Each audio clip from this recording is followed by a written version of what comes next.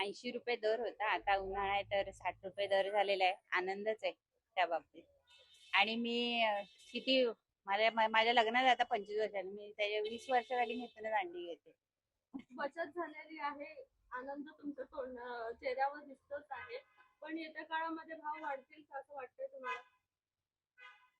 अंड्यांचा दर काय आहे, तो कमी जास्त होतच राहतो. त्याच्याबद्दल एवढं काय नाही. पण अंडी रोज खावीच.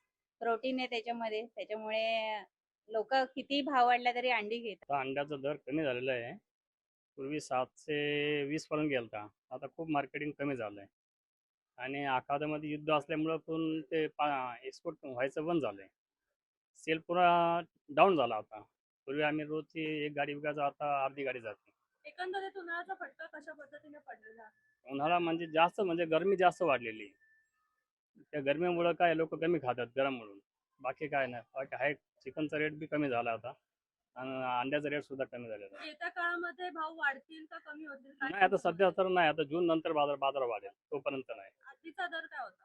याच्या अगोदर दर होता 580 पर्यंत होता, 600 पर्यंत गेलता.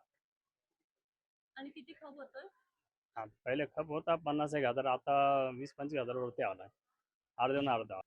कसं आहे माहिती आहे का, आपल्या ह्याच्यामध्ये थोडंसं म्हणजे वातावरणामध्ये डिपेंड होतं. ज्यावेळी थंडी पडते त्यावेळी थंडीमध्ये कसं जे लोक अंडी खाणारे आहेत ती जास्त प्रमाणात अंडी खातात. दुसरी गोष्ट थंडीमध्ये काय होतं, आपल्याकडे प्रोटीन म्हणून जास्त अंड्याचा वापर केला जातो. साधारणतः जिमवाले म्हणा हे ते.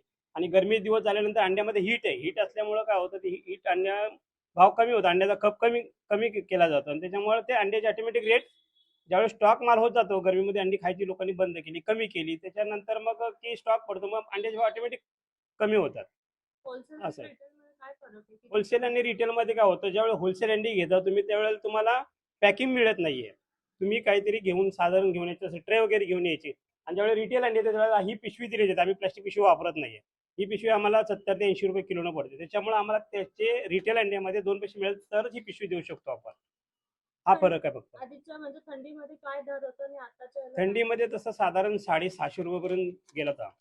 आणि आता दर जवळजवळ मला वाटतं हे थोडंसं युद्ध चालू झाल्यापासून बाहेर एक्सपोर्ट कमी होते, त्याच्यामुळे पण रेट डाऊन झाला होता. शिवाय गरमी पण पडली ती यावेळेला. हा नॉर्मल फरक. गावठी अंड्यांचा काय भाव आहे? गावठी अंड्याचा दर तसा हरियाणावरून जी अंडी येतात त्याचा पण 14 रुपये रेट. आपल्याकडून पण अंडी येतात आम्हाला, ते पण आम्ही 13 ते 14 रुपयाला विकलं जातं एक अंड? एक अंड. असं का, तर तो स्टॉक कमी येतो. गावोगावी जमा केलेला असतात, कोणाकडे 10 अंडी कोणाकडे 5 अंडी, ह्या त्या हिशोबाने येतात. आधीच्या त्या अंड्यांचा काय भाव होता आणि आता गावठी अंड्याचा शक्यतो भाव कमी जास्त होत नाहीये. आता त्याच्या काय पोल्ट्री नाही, हे गावी जमा केली जातात अंडी. मग ते आता तुमच्याकडे 4 अंडी आहेत, तुमच्याकडे 10 अंडी आहेत, की बाबा मी 6 रुपयाला देते, तुम्हाला घेतलं घ्या, असं म्हणजे याची काय पोल्ट्री नाही आपल्याकडे. देशी अंडी हरियाणामध्ये पोल्ट्री येते, हरियाणावरून यायच्यासाठी तो पण 14 रुपयाचा रेट लागतो. हरियाणावरून येतात? नाही नाही, तो स्टॅम्पवाला एक माल आहे, तो हरियाणावरून येतो. असं ही अंडी आपल्या इथून येतात, महाराष्ट्रातून येतात. आणि जी पॅकेजिंग वाले जी ब्रँड असतात ते आमच्याकडे नाहीये, ती आम्ही नाही ठेवत. पॅकिंगवाले अंडी आमच्याकडे नाही.